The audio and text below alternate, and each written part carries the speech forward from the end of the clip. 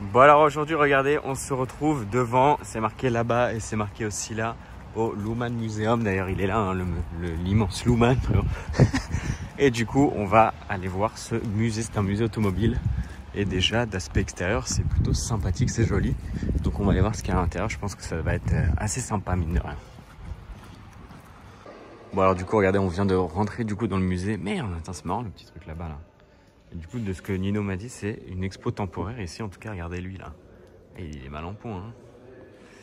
Voilà, donc du coup, c'est marrant. Il y a plein de voitures en fait. J'avoue que comme ça, c'est des très anciennes. J'y connais vraiment rien de rien. Ça, clairement, je m'en cache pas parce que voilà.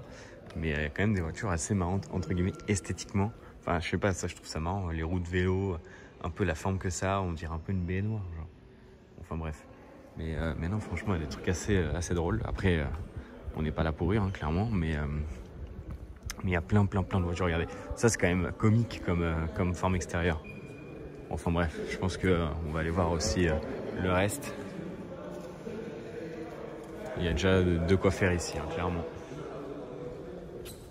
Bon là, regardez, on commence avec des trucs sympas, mais la lignée, vous allez voir, c'est plus on avance, plus ça devient n'importe quoi. C'est quoi ça? Genre là, le duo, c'est trop pour moi, genre. Franchement, c'est nimp. Je vous filme juste la plaquette rapidement. Voilà. Voiture électrique. Ça c'est fou. Ça c'est fou.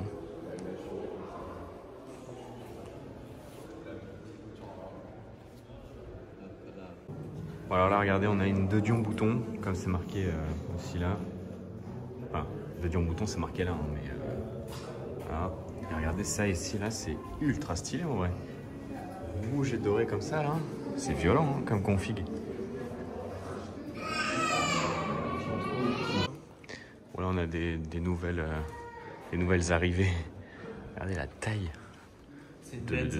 Ouais, c'est une Benz en plus, mais regardez la taille du truc, c'est gigantesque. Genre vraiment, c'est impressionnant. Benz Milord Victoria. Franchement, très impressionnant. Bon là, on va... Regardez, là, on a une vue aérienne d'une salle qu'on n'a pas encore faite. Saint-Exupéry qui va sortir de l'avion. Imagine. C'est un Spiker. Hein. Spiker qui est une marque de voiture. Hein. Je sais pas si c'est le même Spiker, mais... Bon, voilà, là, on a une autre vue aussi, je profite un peu. Mais... Il y a une Dahak là. Ah ouais, j'avoue, il y a une Dahak. C'est la Dahak Geneviève. Incroyable. Bon, regardez, là, il y a quelques klaxons. Et regardez, celui-là, il est quand même impressionnant. Regardez, je vous filme toute la longueur. C'est vraiment un serpent au klaxon, genre. Oui, ah ouais, non. Ça, c'est les tenues quand on allait au Ritz à l'époque. Ah, vraiment. Vous voulez rien savoir.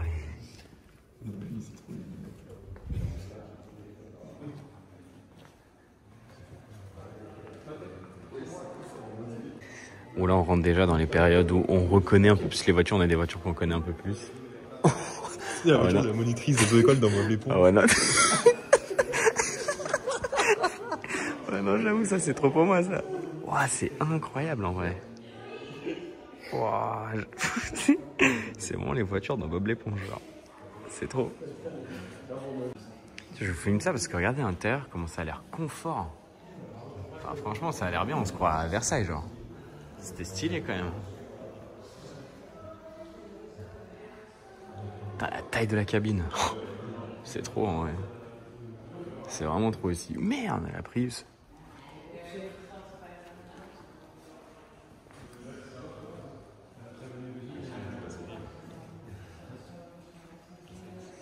Putain, vous imaginez un taxi comme ça dans Paris, là?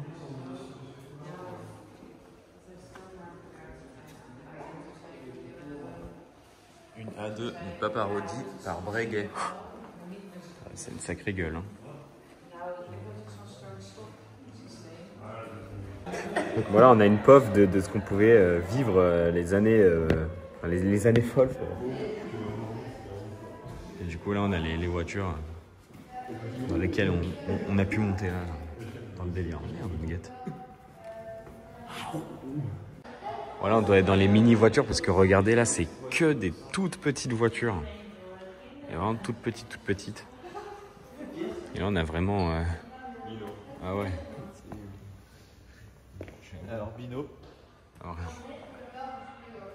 là, franchement, ouais, c'est que des petits trucs, quoi. C'est ouf. La petite Peugeot de la Poste. Ouais, de ouf. En vrai, c'est stylé.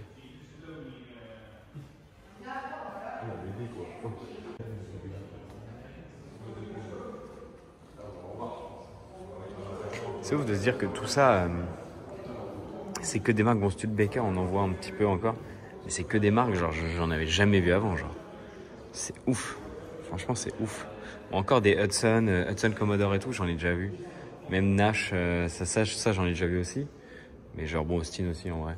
Il y a trop de trucs que j'ai jamais vu. Genre, franchement, Crossley, j'ai jamais entendu parler auparavant. C'est impressionnant quand même de se dire le nombre de marques qui existent déjà actuellement et le nombre de marques qui ont dû exister auparavant. Putain, c'est marrant la porte. Mais c'est franchement assez impressionnant quand même, je trouve. Là, on a déjà des trucs un peu plus, j'allais dire pas communs, mais enfin, après c'est plus récent, donc c'est logique. Mais putain, d'ailleurs, celle-là, elle est Elvis Presley. Ah, ok, c'est la voiture d'Elvis Presley. Putain, incroyable. Je me disais, elle est bien custom, quoi. Elle est bien préparée. Et là, on a encore plein d'autres voitures, évidemment. Ça, pour le coup, les Américains de ces années-là, ils savaient faire des vraies caisses. Hein. Ça m'a toujours choqué quand même. Ouais, regardez, là, on a des trophées de la Villa d'Este. Et on a du coup la gagnante ici.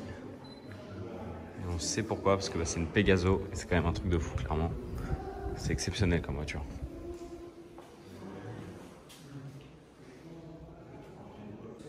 Bon, devant ces murs de miniature, regardez, on a une Porsche 356 cabriolet de police. C'est quand même bien stylé. Merde, wesh, c'est stylé ça aussi. Ah ouais, là, en fait, on a des concepts. Oh, il y a des trucs grave cool ici, là. Ouais, je pense que je vais sortir l'appareil. Donc, nous avons devant nous ce qui pourrait s'apparenter à une DeLorean, mais c'est une Maserati Medici 2 Show-Car. Dites-vous que là-dedans, il y a un moteur qui a une cylindrée de 4,9 litres. C'est un moteur 4,9 litres qui fait 320 chevaux. Et cette voiture a une vitesse de pointe de 280 km/h. Pour une berline, c'est plutôt honorable. On a là une Sbarro Challenge 1. La forme, incroyable. Ici une Pininfarina X, une voiture de 1960. Je vais vous montrer le derrière, très intéressant. Une Aston Martin DB3.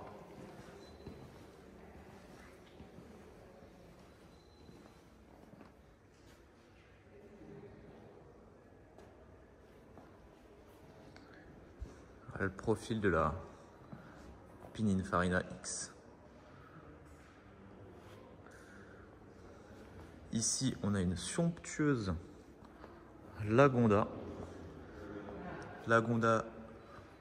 Lancefield coupé, voiture de 1939, très belle.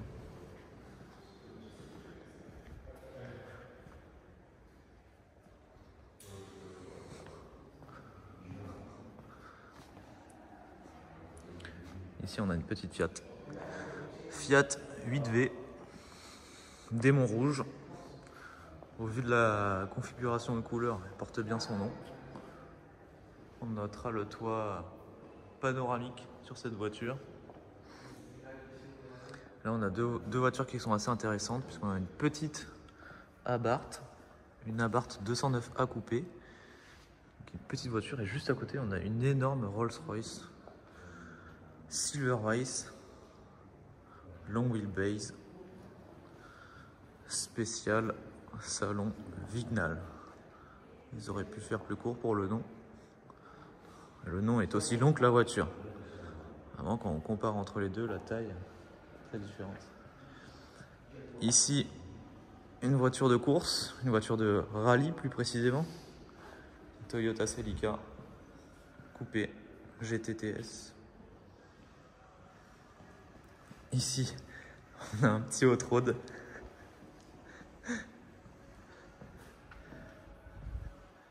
Un hot-road Ford Model 18 Golden Coupé. Ici, vous avez votre youtubeur préféré. On a une très belle pièce ici, une Jaguar XKSS dans cette somptueuse teinte bleue.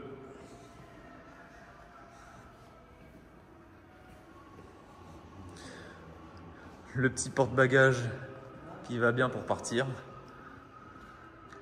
Une voiture parfaite pour se rendre au Mans et participer au Mans Classique. Voilà, donc vous voyez le Mans Winner 1957.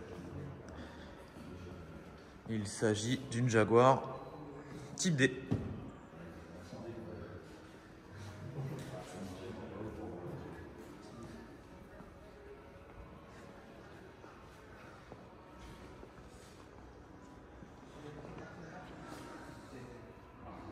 Pareil.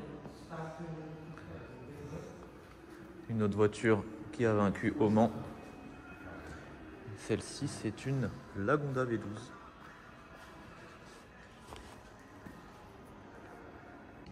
Bon alors ici on a la fameuse Aston Martin DB5 de James Bond, regardez avec tous les gadgets déployés. Ici on a j'allais dire le gilet pare-balles, c'est pas le terme, mais on a le truc pare-balles quoi. On a les pare-chocs qui se déploient, on a vraiment franchement les gadgets, on a même la plaque et tout à l'avant, c'est grave stylé. Franchement il y a les petites mitraillettes juste là. Et on a vraiment en fait chaque pièce a un peu une thématique et tout. Là vous pouvez voir cette Formule 1 à 6 roues. C'est quand même assez fou. Franchement, ouais, là c'est quand même assez exceptionnel comme endroit. On est déjà un peu plus dans le truc racing. On a la pièce Le Mans, NASCAR et tout. Franchement, c'est assez ouf. Hein. Formule 1 ici.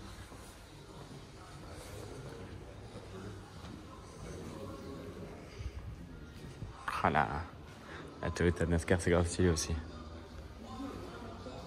Ah, et tous les capots aussi, là, c'est joli ça. Tous les capots sur le mur.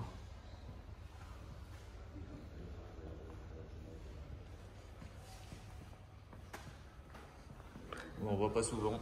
Ah, Voiture de NASCAR. Ah ouais, je kiffe ça. Je kiffe. Bon alors ici on a la place italienne parce que regardez on a des Alfa, des Maserati juste ici, on a des Ferrari un peu plus au fond avec même une Lamborghini. Mais franchement on a des pièces, voilà pareil, là pour le coup on est vraiment dans un musée genre. Avec tout ce qu'il y a là, c'est exceptionnel. Ça pour le coup, c'est des vraies pièces de musée, que ce soit en termes de design, etc. Là on a une Maserati 300, 300S, là on a une 750 Monza. Là, on a une 166. Franchement, c'est un truc de fou. C'est vraiment un truc de fou. C'est des œuvres d'art, clairement. C'est exceptionnel. Celle-là, je crois que c'est une 410 Super America. À chaque fois, je confonds 410 Super America ou 330. Franchement, il y a plein de... Là, même derrière, on a un châssis de... Enfin, entre guillemets, un châssis de 250 GTO. Ouais, je dis bien. Là, on a une 215 GTB. Magnifique. Là, du coup, on a c'est une 500 Superfast. Elle est oufissime aussi. On a une 350 GT, franchement c'est vraiment des pièces de musée quoi, c'est incroyable. Franchement c'est un truc de fou. Regardez ça, qu'est-ce que c'est beau. Je vais vous refaire un petit peu l'allée parce que là pour le coup, là c'est un peu des modèles que je connais un petit peu plus, vraiment un peu. Qu'est-ce que je trouve ça beau là pour le coup, vraiment c'est les anciennes que j'aime. Là j'avoue qu'avant c'était un peu trop ancien pour moi, mais là clairement c'est exceptionnel, hein. C'est exceptionnel, franchement. Même ça pour le coup j'aime bien, franchement je trouve ça vraiment stylé. Incroyable. Êtes-vous plutôt team Lamborghini avec cette Lamborghini 350 GT dont le design a été réalisé par Touring, ou êtes-vous plutôt Ferrari avec la 275 GTB fameuse? Cet exemplaire-là, d'ailleurs, est dans son état original. Elle a un peu moins de 50 000 km. Elle a ses pneus, elle est dans un état de conservation original. Donc on a ici deux voitures qui sont de la même année, elles sont toutes les deux de 1965. Toutes les deux muées par des V12 atmosphériques, bien entendu.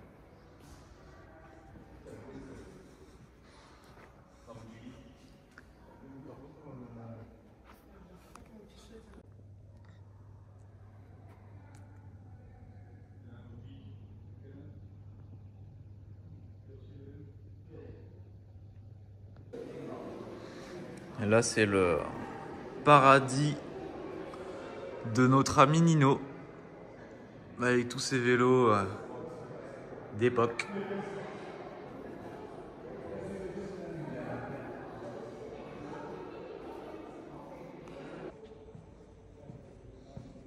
Un véhicule de marque Graham, sa caravane Curtis.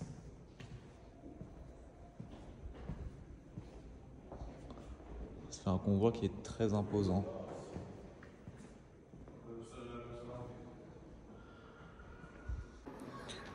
On a un camion de pompiers qui est assez imposant, qui est un camion de 1928, un camion américain. Mais alors celui-ci,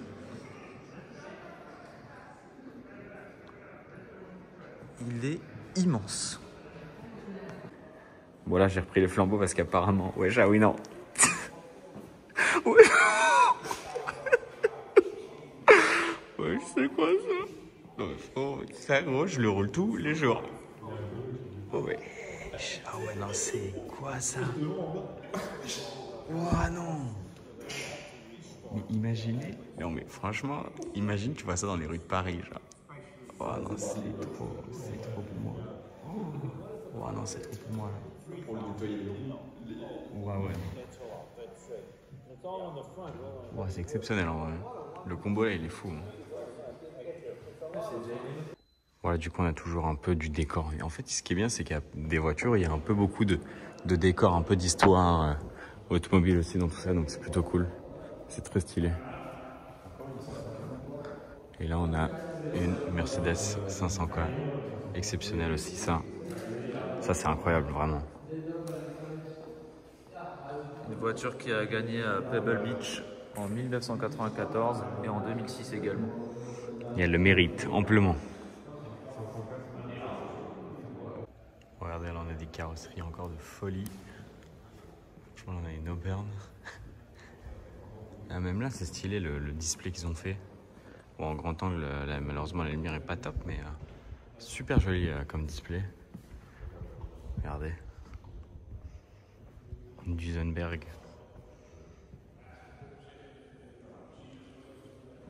Ce qui est marrant, c'est qu'on a ça, regardez, et juste à côté, il y a ça. Voilà, c'est quand même vraiment un truc, genre, ça n'a rien à voir. C'est ça qui est marrant quand même. Et ici, là, on a une Chrysler. Ça, j'adore les anciennes voitures américaines avec le bois sur le côté. Je trouve ça trop joli. Oh, regardez, ça a l'air d'être une plaque française, ça. Sympa. Ouais, mais c'est une voisin, donc oui, c'est clairement français. Regardez, c'est trop stylé avec le bois. Pouah, ça fait des configs de fou, je trouve. Wow. Ah oui, non, là, par contre. Oh. Wow, ouais, non, là, c'est trop pour moi. Ouais. Et du coup, là, on est dans une pièce, du coup, avec que des voitures françaises. Là, on a 3 Talbot ici. Enfin, on en a 2 ici. Là, on a une Talbot Lago. C'est pour moi l'une des plus belles voitures anciennes qui existent. Franchement, cette ligne, elle est exceptionnelle. Franchement, je suis amoureux de cette voiture. Et là-bas, on a une Delahaye, voiture française aussi, magnifique. Mais franchement, celle-là, elle est... C'est quelque chose, hein, vraiment, c'est quelque chose. Et là, du coup, comme je vous disais, on a deux Talbot ici. Très, très belles. Alors, franchement, là, c'est... Alors, les carrosseries d'époque, elles étaient quand même bien supérieures de ce qu'on connaît aujourd'hui. Bon, c'est logique, hein, mais c'est quand même fou. On continue dans les françaises avec cette Bugatti. Oh, celle-là, elle est incroyable. Et ce qui est fou, c'est que regardez, on retrouve les configs, entre guillemets, des Bugatti récentes. Les noirs et jaunes, les rouges et les rouges et noirs. C'est fou quand même. Même là, le biton un peu bleu. Franchement, c'est quand même impressionnant comme histoire. Et même au niveau des jantes, on retrouve des jantes qu'on trouve sur des modèles actuels. Donc on se retrouve ici avec une Talbot Lago T26, grand sport coupé par Southchick. Donc les carrosseries Saoutchik qui pouvaient être identifiées grâce à l'utilisation massive de chrome. 36 furent produites. Dans cette somptueuse nuance de deux bleus, un bleu foncé, un bleu qui est un petit peu plus clair, bleu qui était la couleur d'ailleurs des voitures de course à l'époque. On a ici une autre Talbot Lago, qui est celle-ci. On voit la partie vert foncé et noire et l'intérieur vert foncé du véhicule. Celle-ci qui est une T26 Grand Sport coupé par Chaperon. Chaperon qui est notamment connu, je pense que vous le savez, pour les DS. La plaque française des Alpes-Maritimes d'époque. Et ici, on va se retrouver avec une autre Talbot Lago. Une somptueuse peinture violette pour celle-ci, par Figoni et Falaschi. Cette voiture-là, c'est une voiture de 1937. Elle était appelée la goutte d'eau à l'époque, en référence à son design. Et ici, on a une autre voiture française. On est vraiment sur ce que l'industrie française a fait de mieux en automobile. Une Delahaye 135 ms coupée pour tout.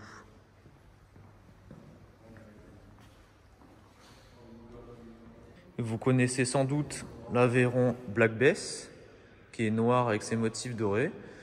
Donc elle est sur la configuration a été faite en fonction de celle-ci, qui est une Bugatti Type 18 Sport Black Bess, qui est une voiture de 1913.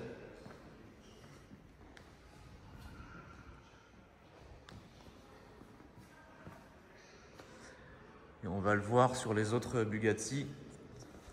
C'est très intéressant. Aussi, celle-ci, c'est une Type 57 Roadster Grand Raid par Gangloff.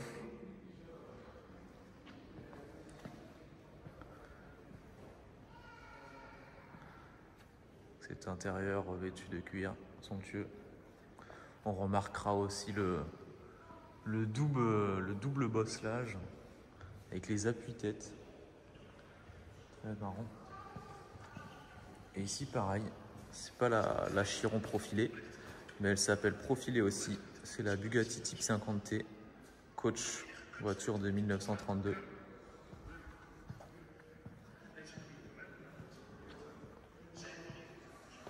Avec regardez cette forme du capot pare-brise au toit. Ils étaient prévoyants à l'époque.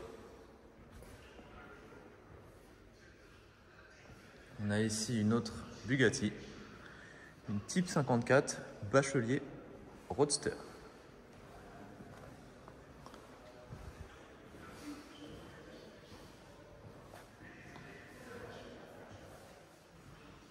Et ici une autre pièce,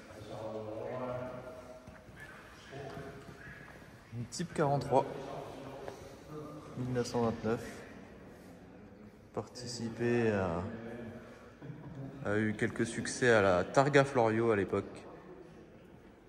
Bon alors là il y a une partie, on se croit dans un village et regardez le restaurant. Là on est clairement sur la place du village, c'est ouf. C'est trop stylé. Vas-y. Ah, c'est trop. Franchement c'est trop stylé. Bon alors du coup là on arrive à la fin de l'expo, enfin à la fin du musée entier. Là du coup on revient là où il y a les voitures du tout début, là où là-bas il y a le mec sur le brancard à l'avant de la voiture. Donc voilà, au moins on a fait un peu le tour. C'est un très bel endroit en tout cas, hein. Franchement c'était bien sympa de faire ce musée.